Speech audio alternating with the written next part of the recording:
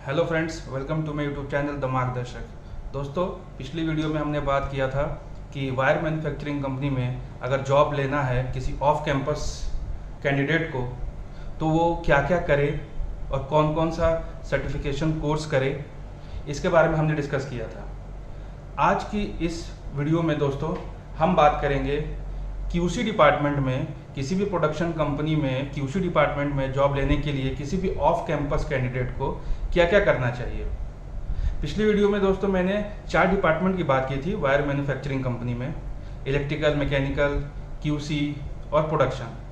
दोस्तों उसी में से आज हम लोग बात करेंगे क्यूसी डिपार्टमेंट में अगर किसी ऑफ कैंपस कैंडिडेट को जॉब लेना है तो वो क्या करे।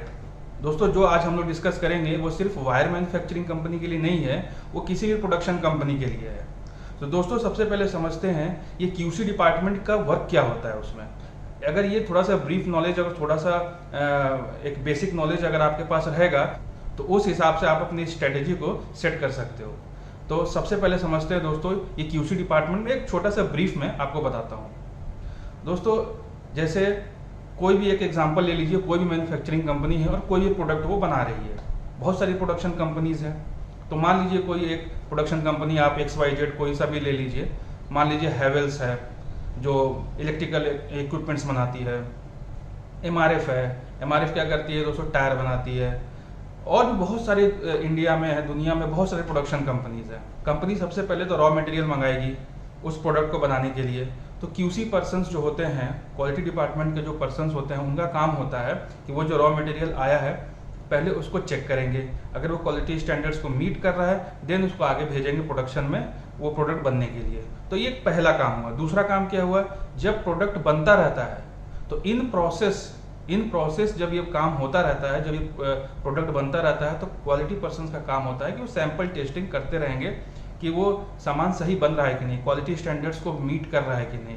तो प्रोडक्शन के दौरान भी उनका काम रहता है। और जब प्रोडक्ट बन के तैयार हो जाता है तो फाइनल टेस्टिंग भी वो करते हैं कि वो सारे क्वालिटी स्टैंडर्ड्स मीट कर रहा है कि नहीं।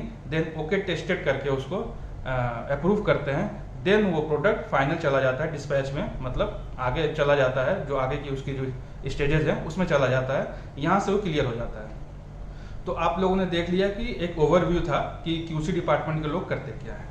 हमारे जो ऑफ कैंपस कैंडिडेट्स हैं, जो फ्रेशर्स हैं, जो ऑफ कैंपस कैंडिडेट्स हमारे फ्रेशर्स हैं, वो क्या करें कि उनका सिलेक्शन हो जाए।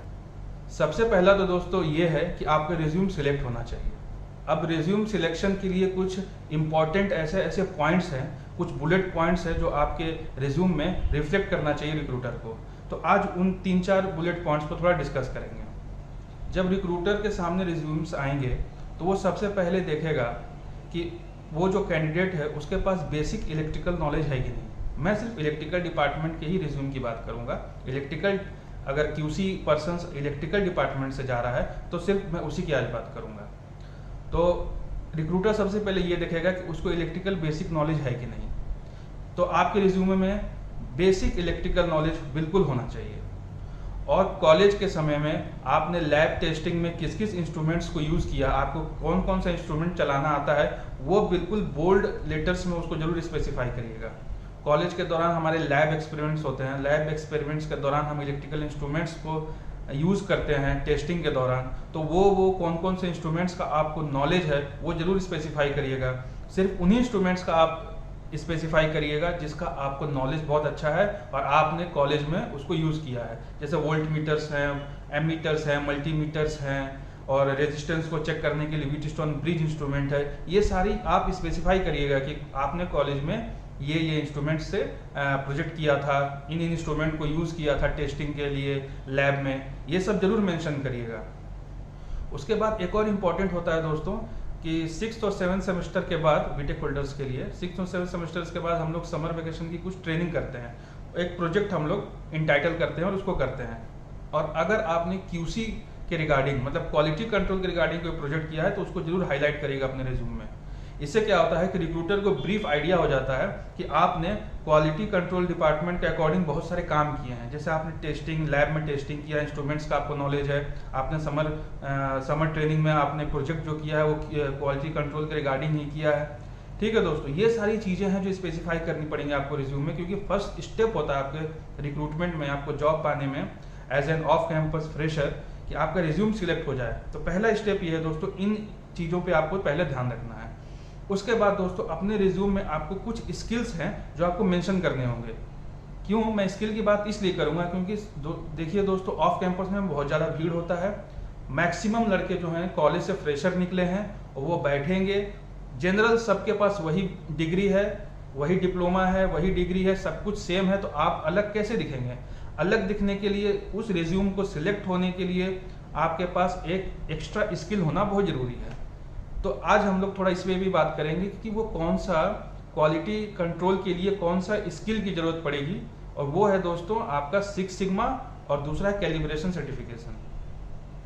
अगर आपने नहीं किया है तो मैं तो कहूँगा कि आप 6 सिग्मा का सर्टिफिकेशन कोर्स कर लीजिए या तो फिर कैलिब्रेशन सर्टिफिकेशन कर लीजिए। ये दोनों अलग अलग चीज़ें हैं, इसको आप ये मत समझिएगा कि कोई एक कर लिया तो दोनों का काम हो गया, नहीं। कैलिब्रेशन सर्टिफिकेशन एक अलग कोर्स होता है और 6 सिग्मा सर्टिफिकेशन एक अलग कोर्स होता है, जो कि क्वालिटी कंट्रोल डिपार्टमेंट के लिए बहुत इंपॉर्टेंट है। तो ये दोनों स्किल आप जरूर अपने रिज्यूमे में मेंशन करिएगा, और अगर आपने नहीं किया है ये कोर्स तो आप जरूर कर लीजिए, ताकि आप जो वो भीड़ है उससे आप अलग हो पाए। तो उम्मीद करता हूँ दोस्तों ये वीडियो आपके लिए बहुत फायदेमंद और आपको वैल्यूएबल होगा। आपके लिए जो मैंने बताया दोस्तों, उस हिसाब से आप अपने रेज्यूमो को मॉडिफाई करेंगे, उसमें आप कुछ ना कुछ ये जो मैंने बुलेट पॉइंट्स बताए हैं उसको डालिएगा, आपको देखिएगा, आपको जरूर इसका रिजल्ट मिलेगा। और जो मैंने सर्टिफिकेशन कोर्स के बारे में बताया दोस्तों, अगर आपने नहीं किया है तो उसको जरूर कर लीजिएगा, वो स्किल बहुत ज़रूरी है आपके क्वालिटी कंट्रोल डिपार्टमेंट में सिलेक्शन के लिए। नेक्स्ट वीडियो में बात करेंगे दोस्तों कंपनी के और दूसरे डिपार्टमेंट्स में हमारे ऑफ कैंपस फ्रेशर्स को सिलेक्शन के लिए क्या क्या करना होता है और कौन कौन सी स्किल की ज़रूरत पड़ती है। अगर आप चैनल पर नए हैं दोस्तों तो वीडियो को लाइक करिए, शेयर करिए, और दोस्तों चैनल को सब्सक्राइब कीजिए, ताकि जैसे ही कोई नया वीडियो आए आपके पास नोटिफिकेशन चली आए।